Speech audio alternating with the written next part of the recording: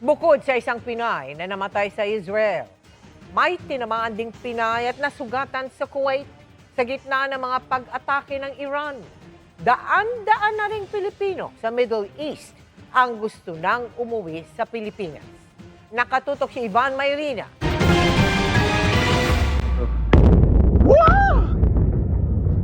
Tuloy ang palitan ng airstrike sa Middle East na nagsimula nitong weekend. Sa Iran, may pinasabog na radio tower, ospital at police station. Sa compound na ito naman umano napatay ang supreme leader ng Iran na si Ayatollah Ali Khamenei. Hindi rin sinanto ang isang pantalan sa Abu Dhabi at isang US base sa Bahrain at sa Iraq. Habang sa Kuwait, nasugatan na isang 27 taong gulang na Pilipinong tinamaan naman ng shrapnel mula sa drone attack sa airport. Nakalabas siya sa ospital at patuloy na nagpapagaling. May 2.2 milyong Pilipinong nasa Middle East ang nalalagay sa alanganin dahil sa tensyon doon kasunod ng pag-atake ng Amerika at Israel sa Iran. Hindi biro ang milyong-milyong bilang na yan, lalo kung kailangan silang sapilitang ilikas. Wala pa naman sa puntong yan, pero mahigit 100 Pilipino na sa United Arab Emirates ang humiling na mapauwi sila sa Pilipinas. Mahigit 50 naman mula sa Israel. Posibleng dumami pa yan pero dahil sarado pang airspace ang parehong bansa. Sa ngayon, nagpaalala ang gobyerno ng Pilipinas sa mga Pilipino sa Middle East na umiwas sa mga lugar na may kaguluhan. Handa naman ang Defense Department na gamitin ang military assets ng bansa kung kailangan. We have already properly identified the meeting points, the transit points, the shelters from within. Kasi doon magtitipanan essentially, right? And from there, we can mobilize them to the exit points. Sa ngayon, nasa alert level 2 ang karamihan ng mga bansang apektado sa Middle East na nagbabawal pa lang sa deployment ng mga bagong hire na OFW. Sa pangkalahatan, hindi raw nakikita ng pamahalaan na direktang madadamay ang bansa sa nangyayaring kaguluhan. Sa kasalukuyan, ang gulo ay nananatili lamang sa gitnang silangan at walang inaasahang direktang banta sa ating teritoryo, maging sa mga Pilipino at dayuhang nasa bansa. Tuloy naman ang babala ni US President Donald Trump sa tinawag niyang Operation Epic Fury. I once again urge the Revolutionary Guard, the Iranian military, police, to lay down your arms and receive full immunity or face certain death. Sabi ng security chief at advisor ng dating supreme leader ng Iran, hindi sila makikipagnegosasyon sa Amerika. Para sa GMA Integrated News, Ivan Mayrina, nakatutok, 24 oras. Umabot na sa mga airport ng Pilipinas ang epekto sa pagkaantala ng mga flight papunta at pabalik ng Middle East. Dahil pa rin yan sa tensyong dulot ng pag-atake ng Amerika at Israel sa Iran at ganti ng huli sa iba't ibang bansa. Mula po sa NAIA, nakatutok live si Oscar Oida. Oscar! Yes, Emil, wala pa rin kasiguraduhan kung kailan matutuloy ang mga napurnadang biyahe ngayong araw bunsod ng nagpapatuloy na tensyon sa Middle East.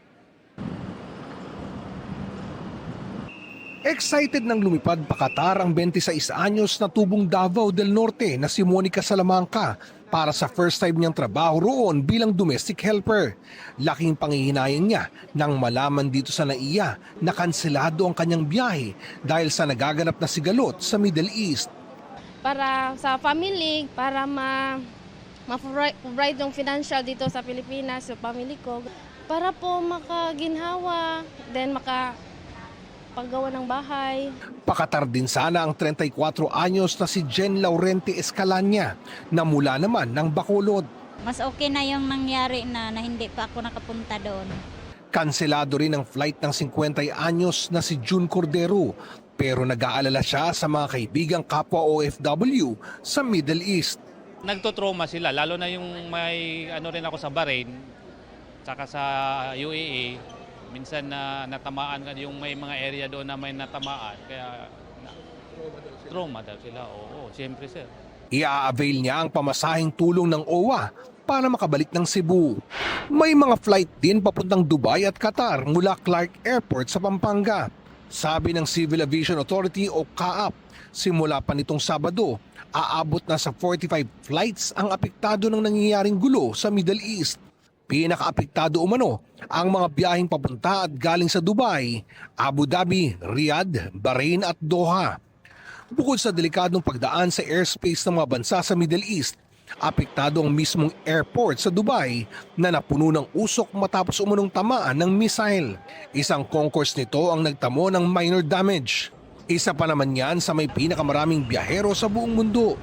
Madalas ding sa mga airport sa Middle East ang stopover ng maraming connecting flights, halimbawa mula sa Asia papuntang Europa. Kaya ang backlog ng mga flight doon makakaapekto sa maraming bansa. Tuloy ang koordinasyon ng CAAP sa mga airline, airport at international aviation partners. As we all know, may mga bansang nagsara pansamantala ng kanilang mga airspace kaya hindi po makalipad dyan yung mga flights natin. So we are monitoring kung ano yung magiging next move nila para ma-align po natin yung magiging action po natin dyan. Payo ng CAAP sa mga pasahero, tutukan ng anunsyo o makipag-ugnayan sa kanilang mga airlines. Kasi po sila po talaga yung nakakaalam kung ano po yung magiging movement nila. I-check niyo po lagi yung announcement nila sa Facebook, sa websites nila. Ilang airline na ang nag-alok ng libreng rebooking o conversion sa travel fund. Emil, binibigyan diin ang paalala ng kinaukulan yung mga apektadong pasahero ugaliing i-check ang kanilang mga email, maging yung mga website ng mga airlines para sa mga karagdagang anunsyo. Emil? Maraming salamat, Oscar Oida. Mga kapuso, update sa Middle East kung saan isang Pinay caregiver nga ang nasawi sa Israel.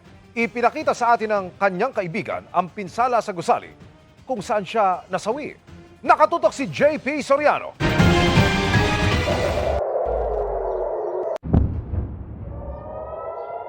Sa nagpapatuloy na airstrike sa Israel, isang Pilipino na ang kumpirmadong nasawi, si Mary Ann Velasquez de Vera. Siya po ay isang caregiver sa Israel na tinutulungan ang kanyang alaga para dalhin sa bomb shelter. Ngunit hindi na po nakaabot sa bomb shelter at inabutan na sila bago sila nakarating. Na-move niya to safety yung kanyang employer pero siya nadaganan yung impact na punta sa kanya. Oo. So another act of bravery on the part of our kababayan. Ang kaibigan at kapwa OFW sa Israel ni De Vera, labis na nagdadalamhati, lalo na nang makita ang gusaling tinutuluyan ng kaibigan. And then, wow, I cannot explain. Talagang yung kaba ko sobra-sobra na. Alam mo yung parang luluwa na sir yung puso ko. Naturally naman sa ating Pilipino yon na mas uunahin pa yung kapakanan ng employer, hindi niya maiwan, kaysa i-save yung sarili niya. Kwento ni Mel, isa raw talaga sa pangarap ni Mary Ann o Michelle ay ang magkabibi na sila ng asawa. Hanggang nitong hapon sunod-sunod ang airstrikes mula sa Iran sa Israel. Sa missile strike na ito, 6 ang nasugatan. Tulong-tulong naman ang mga bomberong ito para maapula ang sunog ng hiwalay na pag-atake. Kita rin kung paano napulbos ang isang gusali. 9 na ang nasawi riyan habang patuloy ang paghahanap sa mga natabunan. Sa kuha nga ni Mel, makikita ang mga nagkabasag-basag na bintana sa ilang gusali dahil sa impact ng pagsabog. Entrance in our building. Ang OFW sa Qatar na si Lester, nasaksihan ang ilang araw ng airstrike. Ayun, no. Oh, yan na, nako. Dahil sa kaba, ipinagpasa Diyos na lang ni Lester ang nasaksihan. Jesus Christ, ligtas niyo po kami. Sa SOFAR app, makikita ang mga pulang ito na sumisimbolo sa dami ng missiles na pinakawalan dahilan para i-activate ang air raid siren sa bansa. Kaya may mga nagpalipas ng gabi sa underground stations, kabilang na ang mga OFW. May 22 Pilipino sa Israel na nagsabing gusto ng magpa-repatriate. Meron ding 30 Pilipinong nag-pilgrimage sa Jerusalem na stranded ngayon. But the biggest problem is that the airspace here in Israel is obviously closed. Tapos we were advised also by the Philippine Embassy in Amman, Jordan, that the airspace also in Jordan is closed. So parang ang hirap mag-repatriate via Jordan. So right now we're considering Egypt as a departure point. Aabot sa humigit kumulang 31,000 ang mga Pilipino sa Israel. The people the embassy people can continue functioning to give the utmost service sa mga community members. So we have to find a way. Ang Embahada ng Pilipinas sa Tehran, Iran, Sinabing handa silang gawin ang lahat para mailikas ang mga Pilipinong nasa Iran sakaling magsabi sila na gusto na nilang bumalik ng Pilipinas. May 800 Pilipinong nasa Iran, karamihan kasal na sa mga Iranian. Para sa GMA Integrated News, ako po si JP Soriano, nakatutok 24 oras. Pinangangambahan na ang epekto ng gulo sa Middle East hindi lamang sa presyo ng langis, kundi maging sa presyo ng ibang produkto at sa pamasahe. Pero yung taas presyo sa langis simula bukas, hindi pa bahagi ng epektong yan.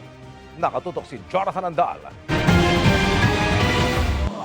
Maaga pa lang kanina, marami na akong inabutang mga motoristang nagpapa-full tank bago ang oil price hike para bukas. Atas yung ng gasolina. Ngayon, kailangan natin magdoble kahit na lang para kumita palalo. Kasi may gera sa Middle East. Pero paglilinaw ng Department of Energy, hindi pa kasama sa oil price increase bukas ang epekto ng gulo sa Middle East, partikular ng pag-atake sa Iran. Posibleng sa susunod na linggo pa mararamdaman ng epekto niyan, lalo't Iran ang may kontrol sa Strait of Hormuz. Ang Hormuz ay ang makipot na bahaging ito ng katubigan sa Middle East kung saan dumadaan lahat ng langis at ibang delivery mula Iraq, Kuwait, Qatar, Doha, United Arab Emirates at Saudi Arabia na dadalhin sa Asia at ibang bansa sa kanluran. 20% yan ng supply ng langis sa mundo. Pero dahil sa gulo sa gitnang silangan, higit 100 barko na ang ayaw munang dumaan sa Strait of Hormuz. Ang epekto niyan na magpapadelay sa pasok ng petrolyo ang binabantayan ng Department of Energy.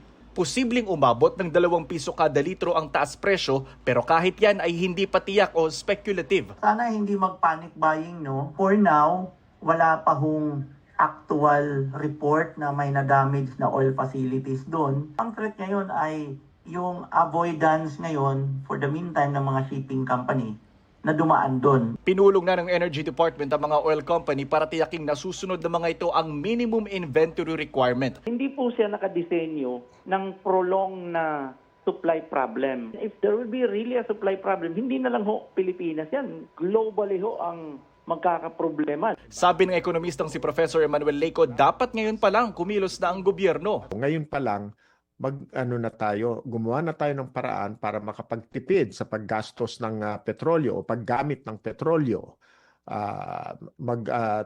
Magtingin din tayo kung saan pa tayo pwedeng makakuha ng petrolyo na hindi nagdadaan sa Strait of Hormuz. Kapag nagmahal ang langis, pwede itong makaapekto sa palitan ng piso kontra dolyar, makapagtaas ng pamasahe at presyo ng mga bilihin. Partikular na maapektuhan ang mga produkto mula China na umaasa sa langis mula Middle East. China pa naman ang numero 1 bansang pinagkukunan natin ng mga produkto. Kung noong nakaraang taon, ang consumer spending, ang household spending ay bumagal na.